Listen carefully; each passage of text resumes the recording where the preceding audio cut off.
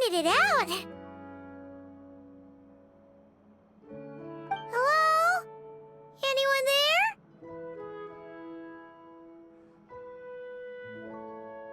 Perhaps the captain had business to attend to elsewhere. But why rent such a massive boat just to have it sit here without even leaving so much as a note? Let's try again. Anyone there? Hello? Seriously? Right now? What is it gonna take to get some decent sleep around here? Is a nap too much to ask for? Sorry, the aquarium's closed for the... Huh?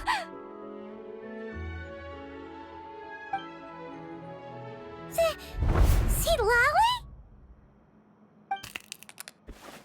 Traveler! Paimon! Hold on.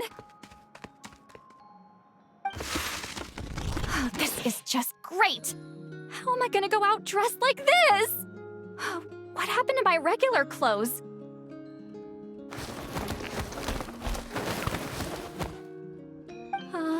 The wash! I put them in the wash after I drank too much and fell into the fountain. Oh, this can't be happening! Am I seriously gonna go out like this? Think we might have caught her at a bad time. Seed Lolly? I don't want to hear it. Hear what? A single word about what I'm wearing. No comments, none. Is that clear? Oh, yep. Crystal. Huh? You think so? No, wait, I told you not to say anything! What was... her thoughts. I heard her thoughts. How could I forget about that? This is so embarrassing. I seemed a little too pleased to get that compliment, didn't I? Wait, the mind reading went both ways. Does that mean the traveler's hearing all this too? You clearly did! Huh? What did we do? Paimon's not following. Nothing. It's nothing. Let's just move on. Did you need something? You're not here alone, I see. Hello, I'm Xavier, a film director and producer from Fontaine. I meant to introduce myself sooner, I just didn't want to, interrupt. No wonder we ran into each other in Fontaine of all places. You must also be in town for the festival then. That's right. We're helping Xavier with his film. In fact, we were hoping to shoot some scenes on this boat. You're the one who rented it out, right, Seed Lolly? Me? Rent a boat? I wish I had that kind of spare cash floating around. Not to mention the spare time. Don't get the wrong idea, though. I'm not here to sail off into the sunset and live out some cushy retirement life, okay? I'm not that old. Then why you dress like... how did you end up staying aboard the Winglet? Well, I heard one of my favorite light novels was getting turned into a film, so I came to Fontaine to catch the premiere. Originally, I booked a room near the Opera Epiclese, but I'm quite particular about where I sleep these days. I think it's an age thing. And that bed? I just couldn't sleep in it. I tried to find a different hotel, but with the festival, everything was completely booked. Just as I was worried I'd have to sleep under a bridge or something, I happened to spot a help wanted sign on the side of the road. Oh, so you're here to take care of the boat? No, I was hired to man the front desk. The pay is a bit low, but food and drinks are covered. And it includes room and board during the festival. Plus, the job is simple. So I thought I'd give it a shot. Wow! They actually thought you'd be a good fit, huh? What? You don't think I'm cut out for it? All I have to do is tell people the aquarium isn't open yet. Other than that, I'm free to do whatever I want. It's a pretty sweet gig. That's all? Yeah, I was also kinda shocked. But it's not a lie. Head downstairs and see for yourselves. There's nothing but empty tanks. Not a marine animal in sight. Did your boss mention anything about being open to film crews using this space? Our production was hoping to film on the deck for a few scenes. No. That never came up. You could just ask her. Oh, she's around? What kind of person is she? We should know what we're heading into. She's nice enough, I suppose. Pretty reasonable, too. Even offered for me to move to a bigger cabin if I was too cramped. Back at the Masters of the Night Wind, I'm used to being the one giving orders. But working under her doesn't feel like being bossed around. Wow, she sounds like a great boss. She did tell me she'd rather not be disturbed, though. She's been working on an important project, so I'd keep it brief. Got it. Thanks for the heads up. All right, the captain's quarters are this way. I can take... Wait. But I'm wearing... Ugh, whatever. I doubt she'll care. Just follow me.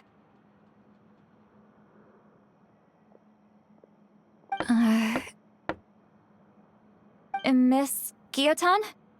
These visitors were hoping to ask you about something.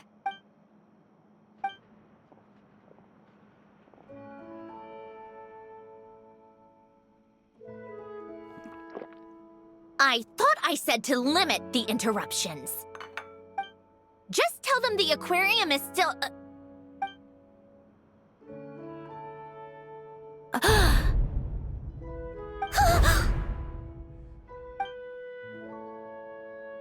Sandrone, you're here?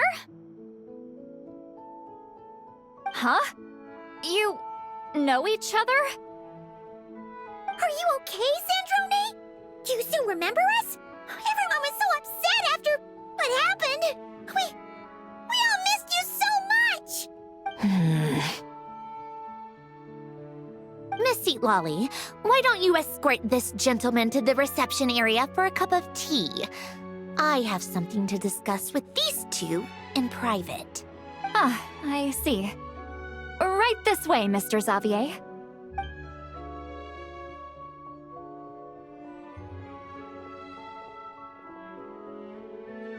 Sandrone? I really can't go anywhere without running into you two, can I? Are you okay? During the battle, your core, it was...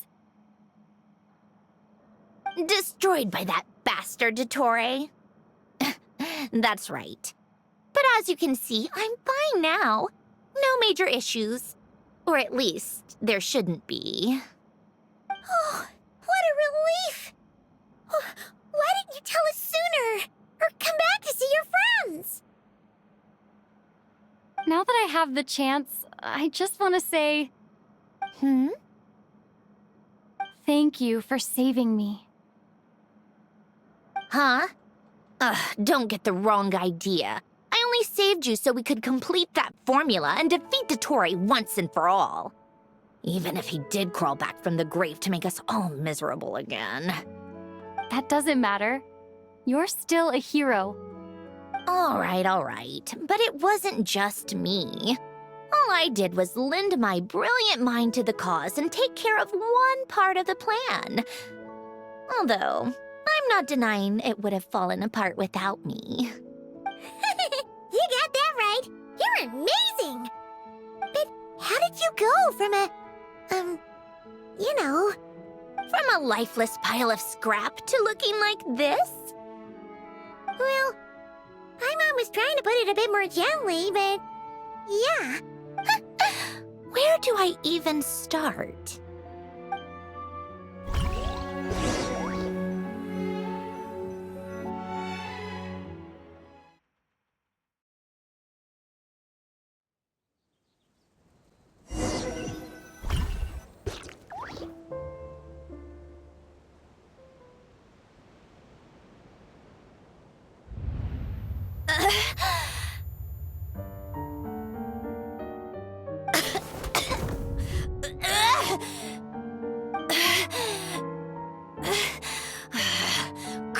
all.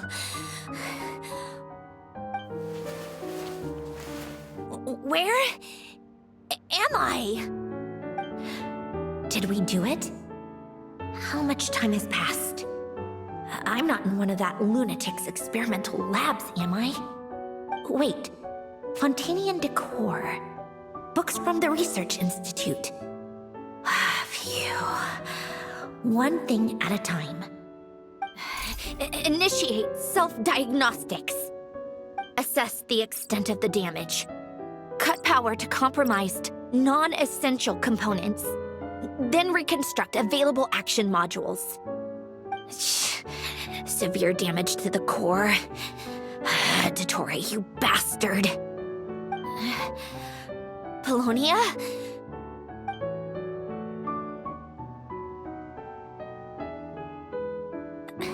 Polonia, wake up! Activate!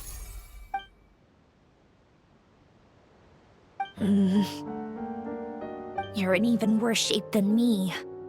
Internal gears and energy circuits are barely intact. Extreme damage to the core, just like me.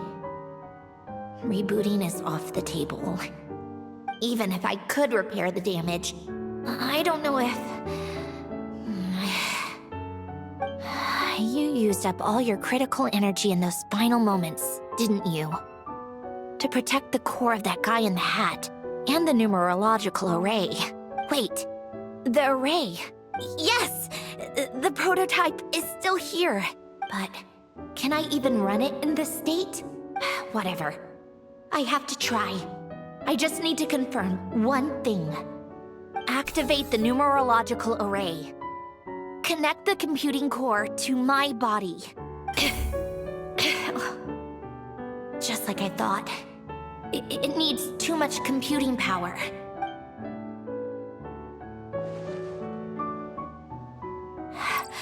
Cut off power supply to all functions except the thinking module. Please. I just need to ask one question. Initiate query regarding the 3 Moon Sisters. How many living moon goddesses are there in possession of the Trilunar Authority? 1. It worked. You did it, Columbina. You made it back. But how did I survive? The self-diagnostics showed damage severe enough to shut me down for good. What triggered the reboot? A built-in message?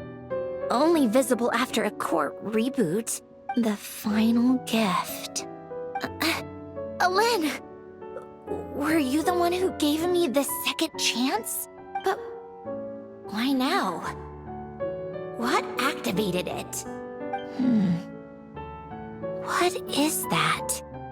A vision? Wait, no. It's a stellar linchpin?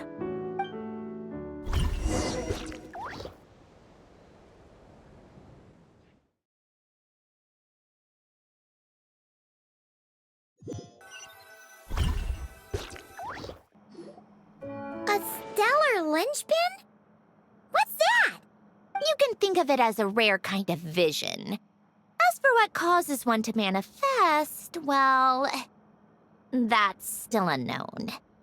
But in Snezhnaya, or in Afatui's research at least, it's believed to have some connection to the third descender. The third descender? We knew his remains were used to create the Gnosis, but this is the first we're hearing about a stellar linchpin. You knew about the remains? Right, of course. Look who I'm talking to. Yes, the Heavenly Principles used the remains of the third descender to create the 7 Gnosis as a means to consolidate the Archon system. Visions result from that same system, so extrapolating from there, it's clear that the manifestation of a vision is also, to some extent, related to the third descender. Still following? For those that wield them, visions serve as a means to channel elemental power. The same is true of stellar linchpins. The difference is that, when wielding elemental energy, stellar linchpin users often exhibit a unique kind of power that seems to come from beyond to that. It's believed that, when a stellar linchpin manifests, impurities from the remains of the third descender get fixed in place. Hence, the name. That's also believed to be the source of the strange power I just mentioned. We've heard that visions can appear when someone has a really strong wish or desire. Stellar linchpins sound kind of similar, so does that mean... Huh? Oh, don't look at me like that. I've never had any grand wishes or aspirations. Just a list of things that drive me up the wall. So if you're asking why this thing appeared, I have no clue. All I know is that without it, the gift Elen left me, this built-in second chance, never would have triggered. The damage to my core was too severe. But thanks to the stellar linchpin's manifestation, it did trigger. And after my core rebooted, I was able to repair the damage to my body. I also managed to import the numerological array, along with some of Polonia's surviving algorithms, into this form. Wait, does that mean Polonia is... Yes. Unfortunately, Polonia is... beyond repair. Oh, we're so sorry to hear that. But you also mentioned something about a final gift? Yes. Elen often spoke to me about wishes and desires when he was alive. I suppose he thought there might come a day when I wished for something, and was willing to sacrifice my own life to fulfill it. So he left me a chance to start over. No, never. Elen once said I was his proudest masterpiece. That might sound boastful coming from me, but it's also an undeniable fact. After Elen died, I started studying how Polonia and I worked. Polonia is essentially a computational machine, so it wasn't difficult to figure out the mechanical principles there. But when it came to my own structure, that's when Elen, the Lord Artificer's true greatness, struck me once again. I attempted to imitate it when I created Catherine, but in the end, she turned out to be nothing more than a superficial replica. What? But his creation skill, Catherine, is super impressive. We were shocked when we first found out she was a puppet. No, she's nothing compared to what Elen was able to create. Some of the mechanical principles of my own core are still a complete mystery to me. Keeping that gift hidden wasn't even a challenge for him. Just a shame I had to waste it on fighting Dottore. I just couldn't stand the thought of him coming out on top. If you put it that way, the world owes me a whole lot then, doesn't it? Wait, but all this still doesn't explain what you're doing here. Risley said you rented the ship and even had some kind of fishing permit? That's because I'm trying to go back to the place Elen and I lived when he was alive. My former home, I suppose you could say. The second chance wasn't the only part of the gift. According to the message, Elen left me a few other things that are stored in the house we shared together. I'm hoping that whatever he left me can help fix certain anomalies in my rebooted core. And help me understand why I received a stellar linchpin in the first place. Okay, so go back then. What does that have to do with fishing? And to think I'm talking to the saviors of Fontaine. Did you forget that the water levels have been rising for centuries? I can't just go back to the place I used to live because now it's underwater. Oh, right. With the rising water levels and changes in terrain, it's not just a matter of finding where it is, but also clearing away any sediment or debris. But Fontaine law prohibits unauthorized individuals and organizations from excavating underwater ruins. Amelazine caught me the minute I even made an attempt. Why not apply for authorization then. And face the endless slog of Fontanian bureaucracy. No thanks. Besides, I'm a Fatui harbinger. The diplomatic implications alone would be enough to give the gestionnaires at the Palais Mermonia a headache. A fishing permit, on the other hand, isn't difficult to obtain at all. Minimal paperwork required, and under the name Guillotin, the application was a cinch. So you're exploiting a legal loophole? Am I? That underwater home belongs to me. If I happen to chance upon it while doing some fishing, what's the issue with that? Of course, I do have to catch some fish to put in the aquarium, just in case the gestionnaires come to check up on things. That's also the reason I hired someone to man the front desk. Huh? But isn't that kind of a waste? He went to all the trouble of getting a business license and rented out this giant ship. Just for show? If you want to run an aquarium that bad, be my guest. Use the facilities however you want. I'm certainly not going to stop you. All I want is to go back home and see what other gifts Alain wanted me to inherit. Hold on. Enough about me. What are you two even doing here?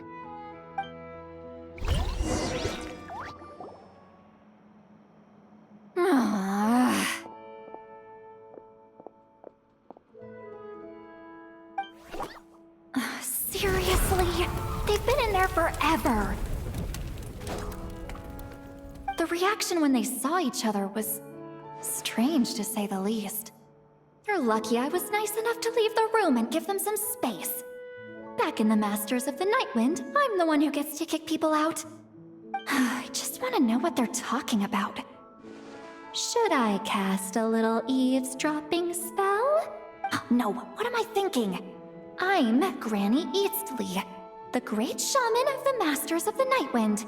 I can't do something like that. This is just ridiculous. Making me wait out here for so long? Where's their respect for their elders? Oh, here they are. Were you back there arguing or something? What took you so long?